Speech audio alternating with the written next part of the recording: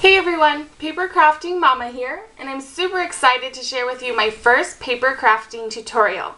And today I'm going to show all of you how to make what I call a catch-all container. This is the catch-all container that I made for myself.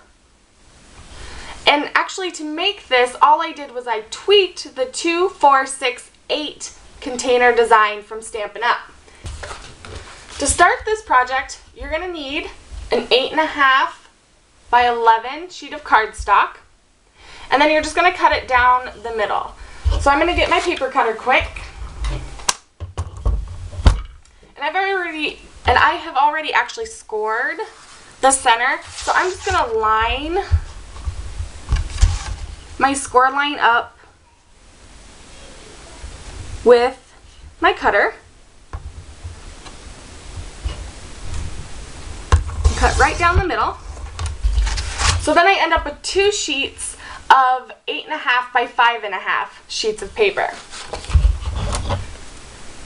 So you're going to be able to make 2 of these out of 1 sheet of cardstock. Now the cardstock I'm using today actually comes from the 2011-2013 in color cardstock set from Stampin' Up, and this one is Lucky Limeade, and I love all the colors in this set. Alright, so now that we have our 8.5 by our 5.5, we're going to go ahead and score. Now if you've never watched a 2, 4, 6, 8 video before, it gets its name from your score lines. So all you're going to do is you're going to score at the 2, the 4, the 6, and the 8 marks. And then you're going to flip around and you're going to do that on the 8.5 inch side. And then you're going to flip it over to the 5.5 inch side. And you're going to score at the 2 inch mark. And then I'm going to flip it over to the other 5.5 inch side. And I'm actually going to score along the 1/2 inch mark. And this part is optional. I'm actually making this score line to use as a guide later on. Now that I have all of my score marks completed, I'm going to go ahead and I'm going to fold along my score lines and crease them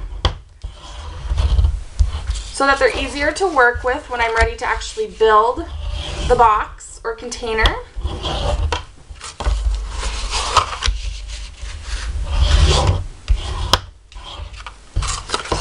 Don't forget to do that along your 2 inch line as well. Whoops. The only line I'm not going to score is the 1/2 inch score line that we made at the top, because like I said, I'm just going to be using that for a guide later on. Okay, now that I've had everything scored and then creased, I'm going to go ahead and get my scissors, and I'm going to start by taking the smallest edge of my paper where we scored at the 8 inches, go along the bottom, cut up to the 2 inch mark, and then cut along the 2 inch mark to create a little notch. Alright, now that what I'm going to do is I'm going to take my scissors and I'm just going to follow the score lines up to that 2 inch score all along there.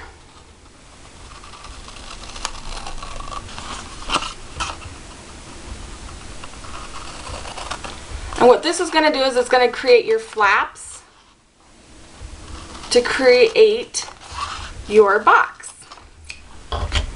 Alright, so now we have 4 different flaps that we're going to be able to use. Alright, so once you start building this, you're going to be able to fold it over and connect this tab to the other end, and then you're going to fold all of these in. But first, I'm going to go ahead and I'm going to decorate it because I found that it's easier to work with and decorate before I actually make the container. To decorate this, I'm first going to use a pair of decorative scissors, and I will be using the mini scallop scissors from craft edgers. Where I'll be using these at is that 1/2 inch score line that we made earlier. And like I said, I made that so that I have a guide. It's easier for me to cut along a straight line. So I'm just going to take my decorative scissors and I'm going to cut right above the line so that I don't take away too much of the height. And of course, this is completely optional. You do not have to do this if you do not want to.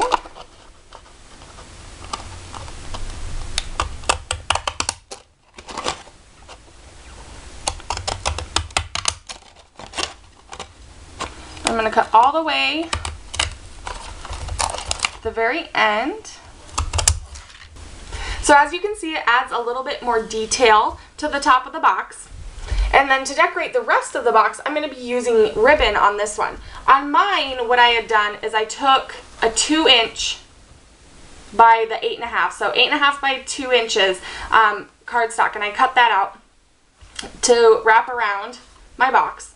And then I took a butterfly punch and punched out this cute little butterfly and attached it right in the middle with this really cute flower brad. Now for this one, since it's a gift for my mother, I'm going to do something a little bit different. So I am going to add some ribbon. So I decided to use this ribbon right here, this beautiful blue, because it looked really nice against the green, and it actually complements the blue paper that I will be using in a little bit. So to attach this ribbon, I'm going to just take my tape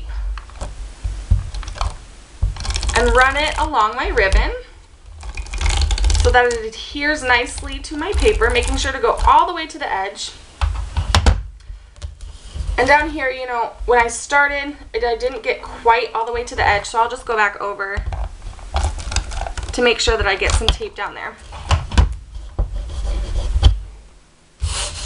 Alright, now when I add this to my paper, I made it longer than my paper so that I have some overhang. So I'm just going to kind of eyeball the center here, and if that bothers you, you know, you feel free to measure that out. But I think it looks good right about there. So I'm going to push down, and then I'm going to flip it over and bring my ribbon in as tight as I can. And then on this side, I'm going to do the same thing. Bring it in as tight as I can. And there's one. Now on top of that, I'm going to add a little bit more ribbon.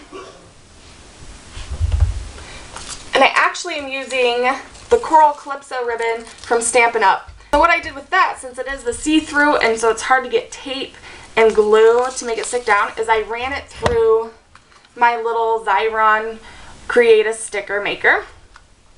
And that way I'm still able to get the stickiness of it without ruining the delicate ribbon. So what I'm going to do is I'm just going to remove the top piece of it. And I always like to flatten it down a little bit just to make sure the adhesive is stuck nicely to the ribbon. Whoops. And then I'll just peel the ribbon off. I'm going to do the same thing with this ribbon that I did with the blue ribbon. So I have some overhang, and I'm just going to kind of eyeball the center. And then I'll come back along and I'll push it down. And then flip it over.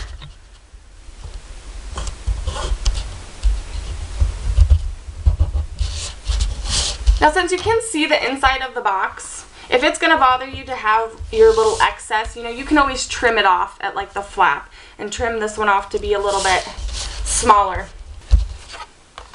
So that's the gist of my design. There is one more thing that I'm going to add to it, but I can add that after I build the box. So what I'm going to do now is take a piece of this red super sticky tape, and I use this because I love how strong it is, and I'm going to add it to the tab, the small tab at the end.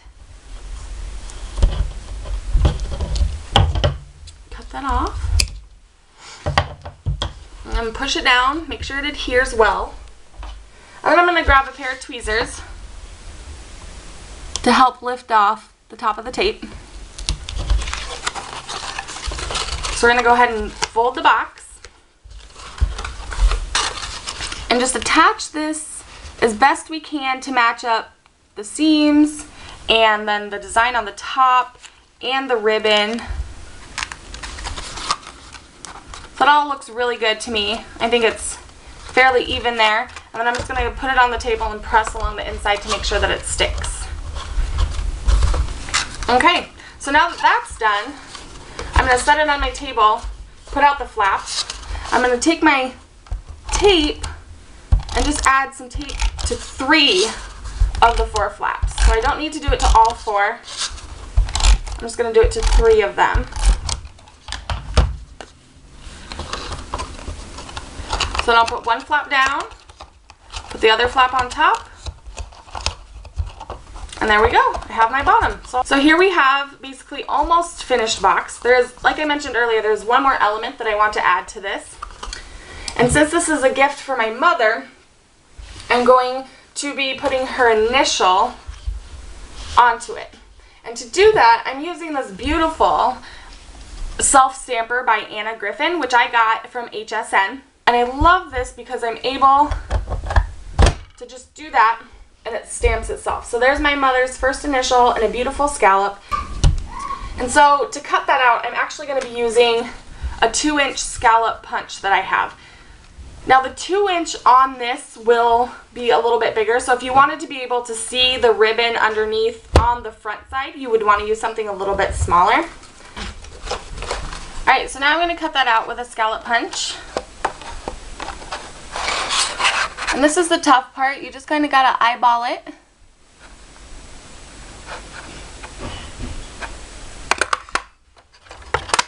And stamp it out, or punch it out.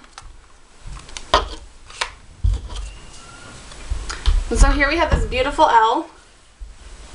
And so what I'm going to do next to it, just to add a little bit more detailing to it, is I'm going to take a paper piercer and a piercing mat, and wherever the scallops are, along each scallop, I'm just going to go ahead and punch a little hole. Like I said, the only reason I'm doing this is just to add a little bit more detail to this to make it look a little more elegant. Since it is for my mom, I want it to look nice and be special.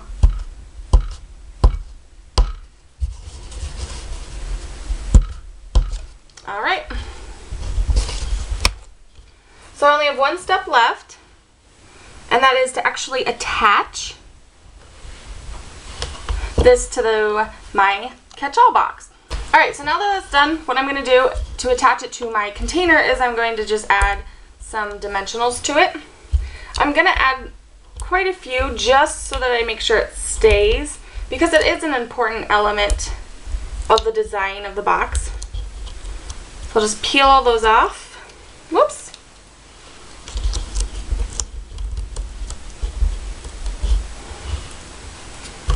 And then as far as which side to place it on, what I do is I find where I joined the two sides together, and I go on the opposite side. So right here is where they were joined together. So I'm going to come to this side right here, and then I'm just going to kind of center this as best as I can.